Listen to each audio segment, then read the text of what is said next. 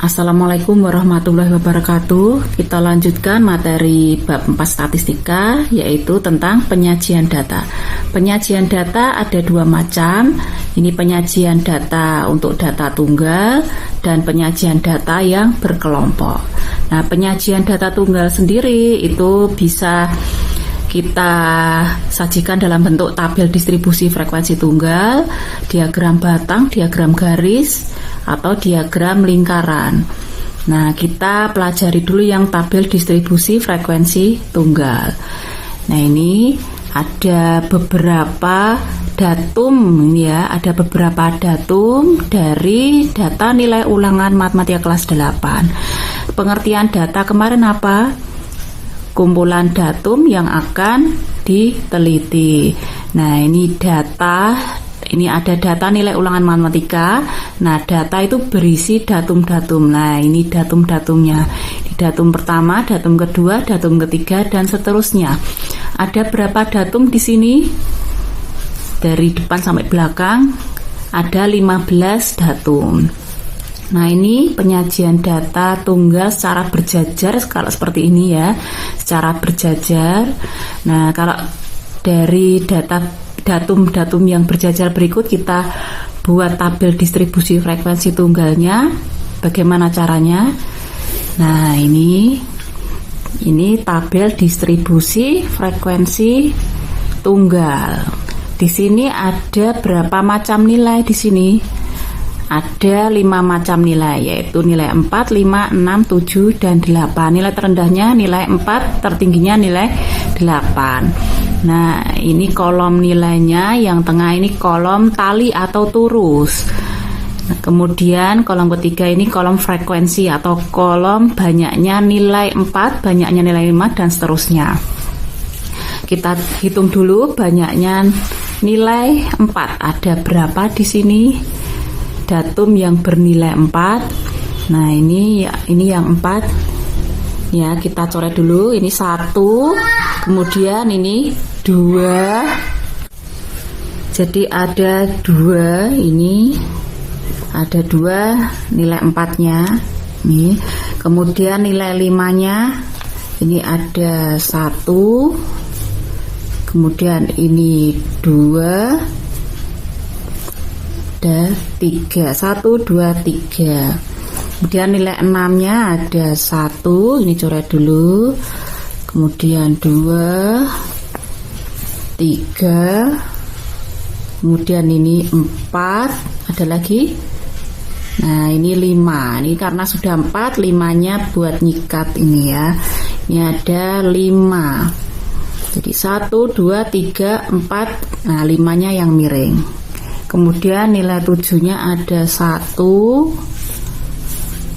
2, kemudian 3. Nilai 8-nya ada 1, 2. Udah habis ya, ada 2.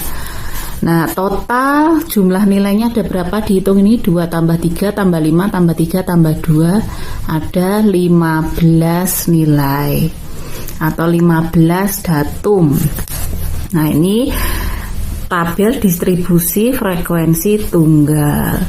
Boleh enggak tanpa menampilkan tali? Boleh. Jadi hanya nilai dan frekuensi saja boleh. Nah, selanjutnya ini diagram batang.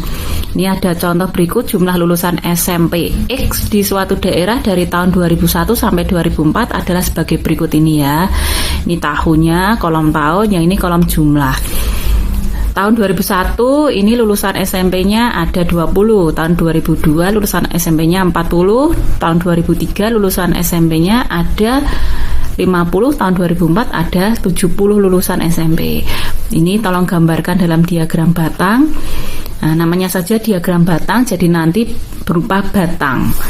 Nah, ini gambar diagram batangnya.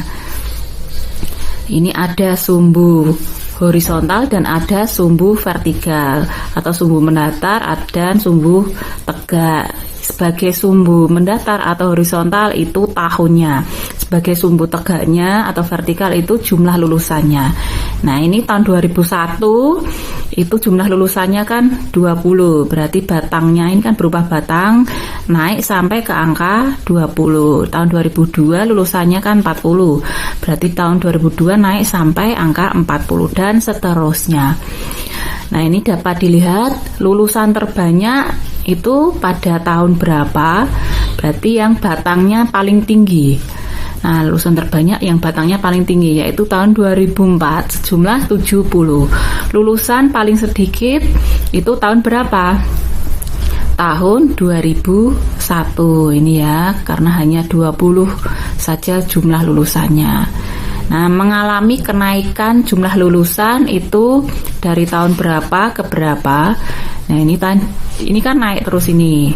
Ini berarti mengalami kenaikan jumlah lulusan itu dari tahun 2001 ke 2002, kemudian dari 2002 ke 2003, lalu dari 2003 ke 2004. Nah, selanjutnya diagram garis. Nah, ini contoh nih ya, pemakaian daya listrik dari toko A selama 6 bulan pertama tahun 2020. Nah, ini tabelnya 6 bulan pertama ini ya, tahun 2020 ini berarti Januari, Februari, Maret, April, Mei, Juni, ada 6 bulan pertama. Bulan Januari pemakaiannya 40 kW. Bulan Februari pemakaiannya 50 kW dan seterusnya jika digambarkan dengan diagram garis. Nah, seperti ini sebagai sumbu mendatar itu nama-nama bulannya, kemudian sumbu tegaknya atau sumbu vertikalnya itu jumlah pemakaian listriknya.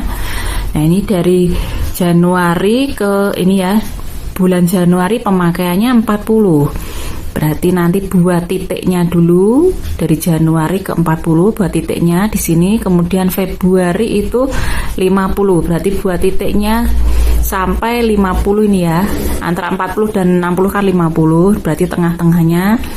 Kemudian Maret itu kan 80. Berarti beri titik di sini di 80 ini.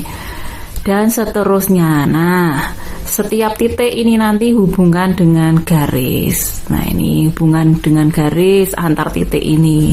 Jadilah diagram garis. Nah, ini pemakaian paling tinggi di bulan apa ini? Pemakaian listrik paling tinggi di bulan April. Pemakaian listrik paling rendah di bulan mana ini? Bulan Januari. Nah, mengalami penurunan pemakaian listrik di bulan apa? Dari bulan apa ke bulan apa penurunan pemakaian listrik?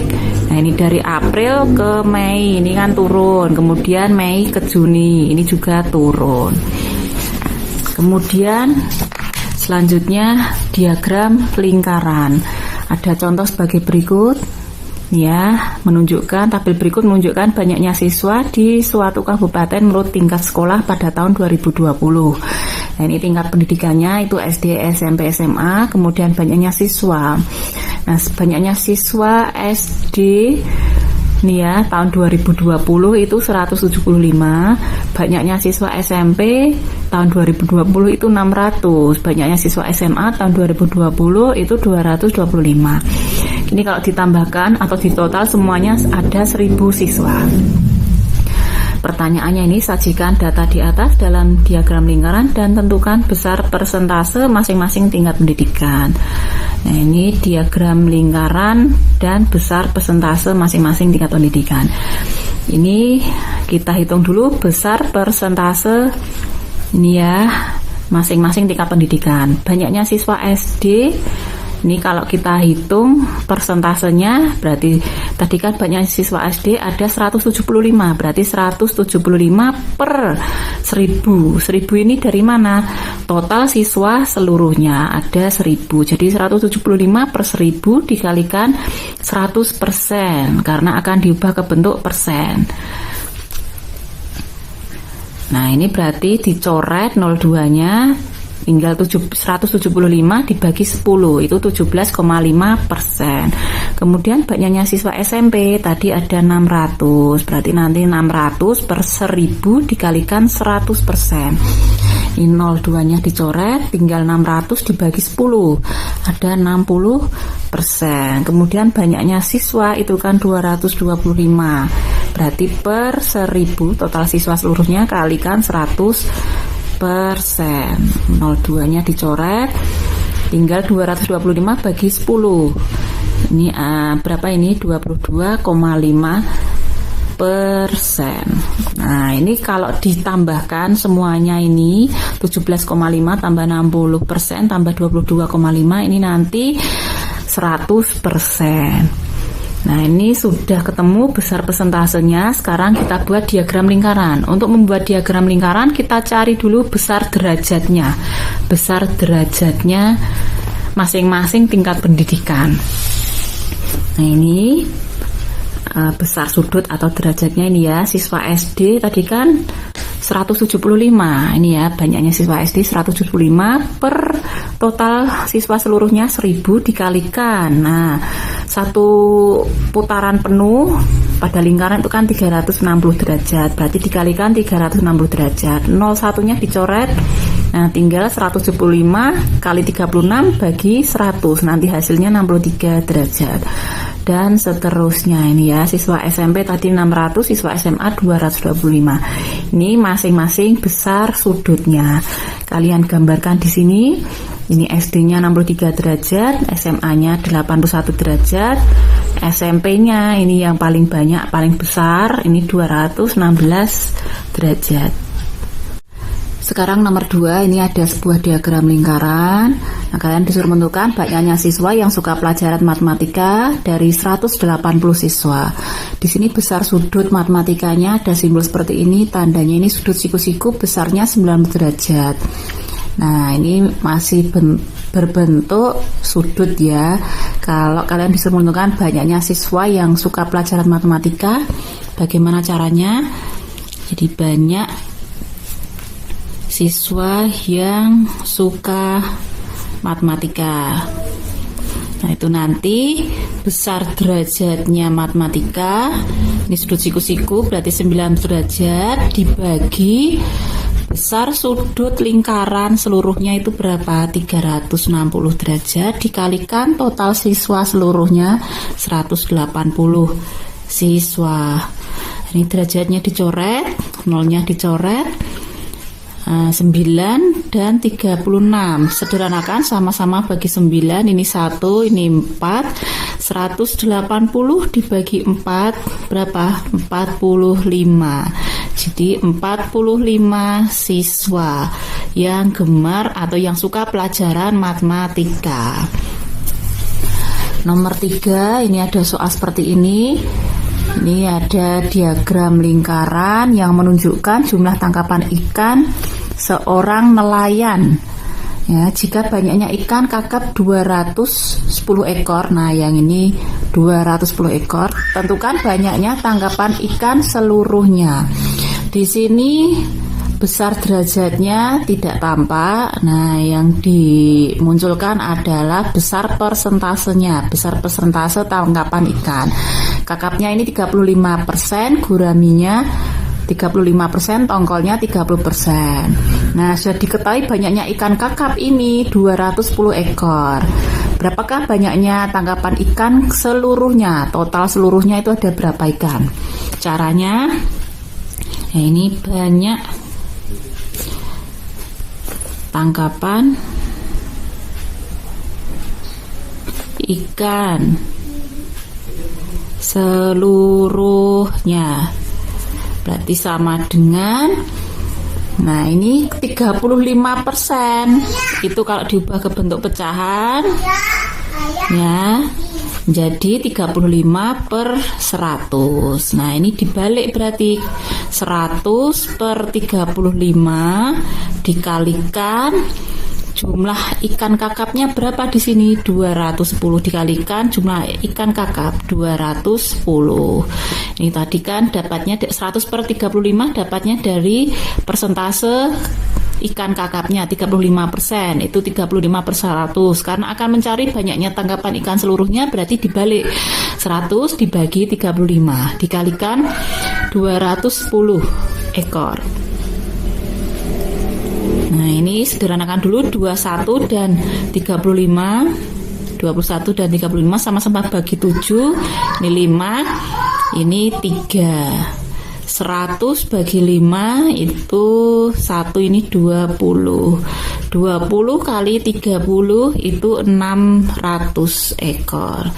Jadi banyaknya tangkapan ikan keseluruhan ini ada 600 ekor.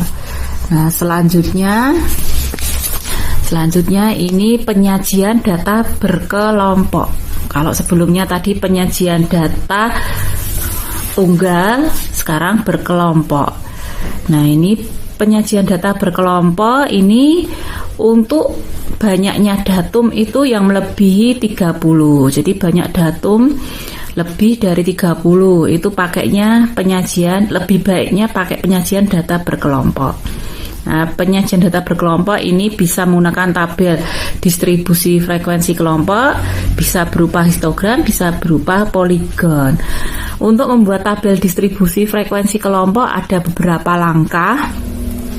Yang pertama, kalian menentukan daerah jangkauan atau range atau disimbolkan J. Nah, menentukan daerah jangkauan itu datum terbesar dikurangi datum terkecil. Nah, ya, langkah kedua menentukan banyaknya kelas dengan aturan Sturges. Ini ya, K sama dengan 1 ditambah 3,3 log N. K itu banyaknya kelas.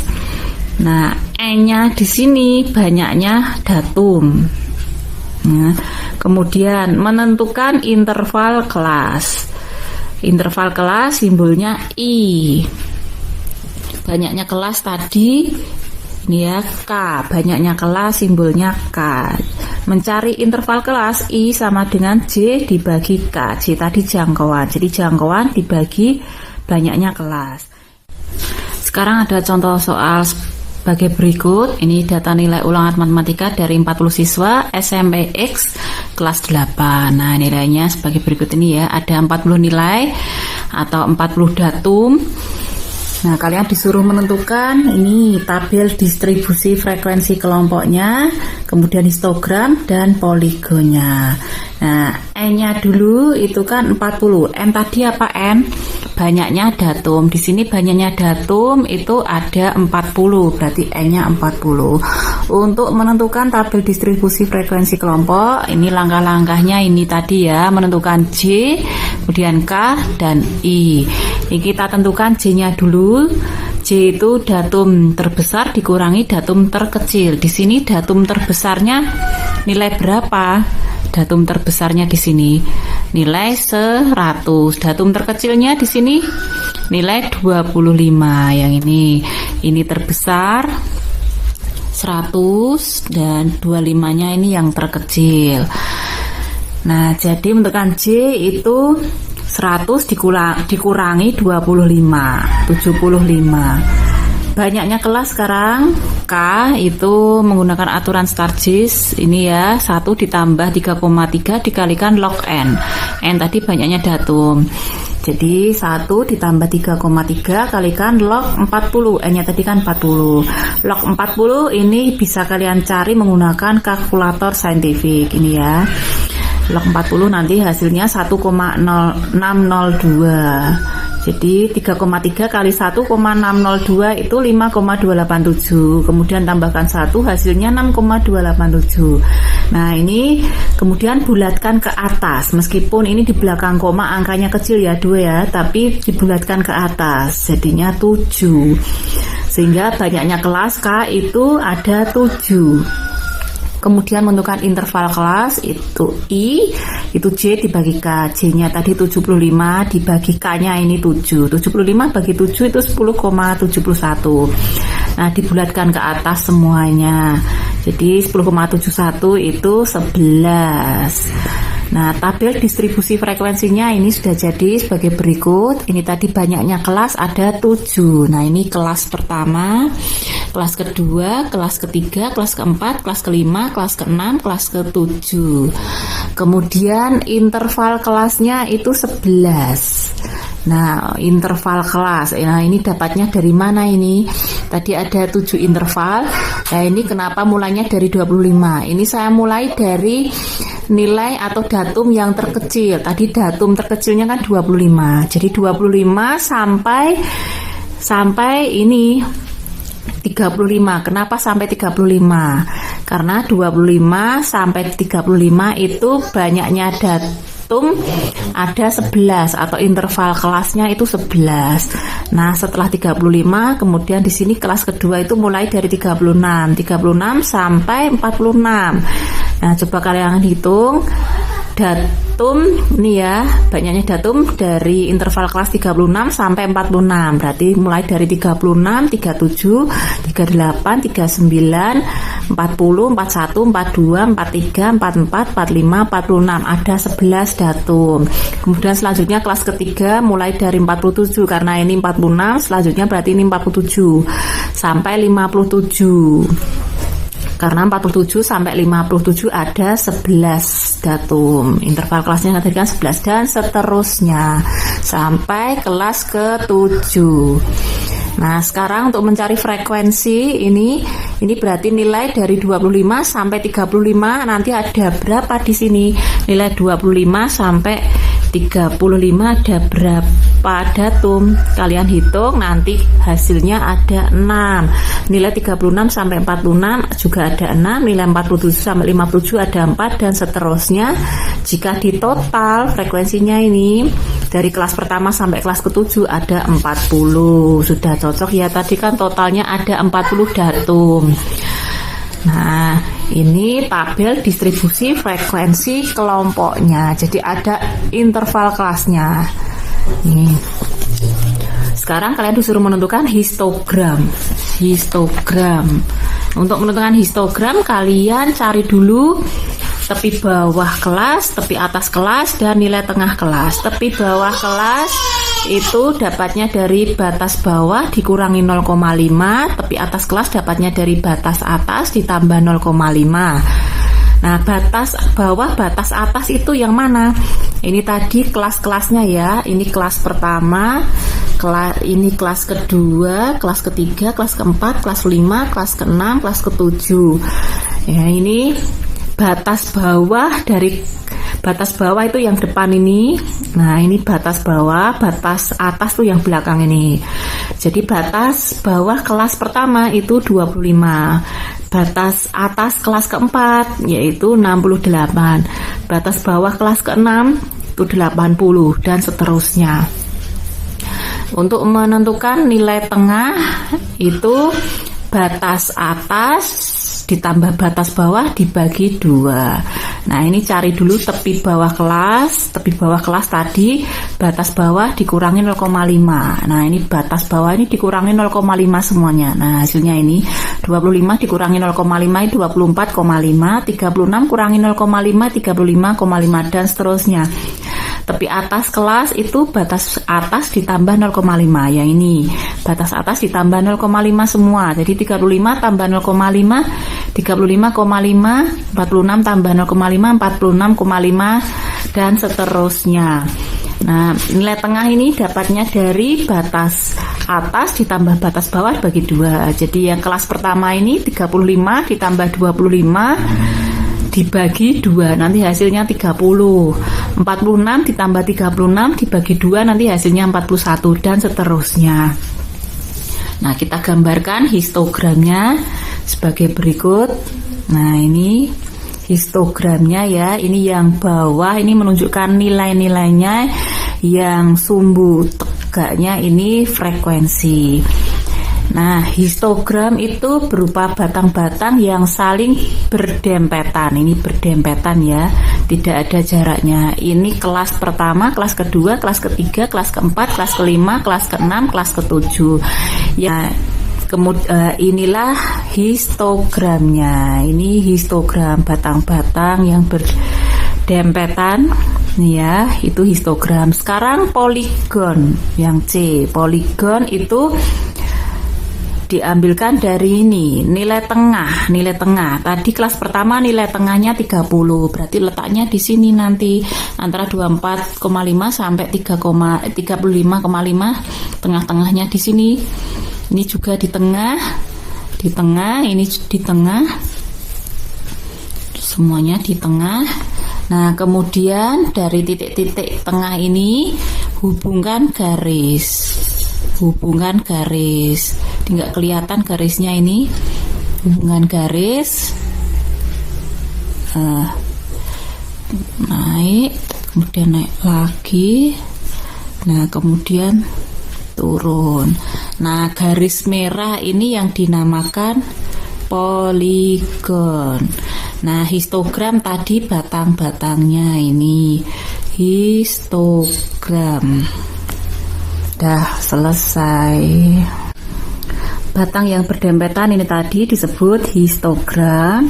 Nah, kemudian ada angka-angka ini 24,5 ini tepi bawah kelas pertama, 35,5 ini tepi atas kelas pertama dan tepi bawah kelas kedua, 46,5 ini tepi atas kelas kedua dan tepi bawah kelas ketiga dan seterusnya. Nah, kemudian untuk membuat poligon, nah ini poligon garis yang merah ini kita buat dulu titik-titiknya, titik-titik tengah ini ya, nilai tengahnya ini. Nilai tengah dari kelas pertama tadi berapa? 30, nilai tengah kelas kedua 41. Nah, di sini 30 antara 24,5 dan 35,5 ini tengah-tengahnya di 30. Kemudian tengah-tengahnya antara 35,5 dan 46,5 ini nanti 41. Nah, nilai-nilai tengah ini kamu hubungkan dengan garis. Jadilah ini poligon.